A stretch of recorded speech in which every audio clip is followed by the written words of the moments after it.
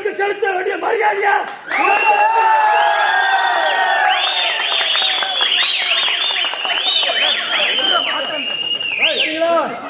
இந்த எழுச்சி விருதுநகர் மாவட்டத்திலே இந்த எழுச்சி கிடையாது.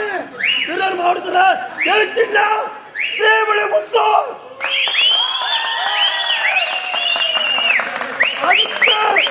அதுக்கு உறுதுணையா இருக்கக்கூடியது ஸ்ரீவில்லிபுத்தூர் ஒன்றியம். நம்முடைய ஸ்ரீ ஆண்டாள் அழகர் யூடியூப் சேனலுக்கு லைக் பண்ணுங்க, சப்ஸ்கிரைப் பண்ணுங்க, அன்போடு கேட்டுக்கிறேன். நம்முடைய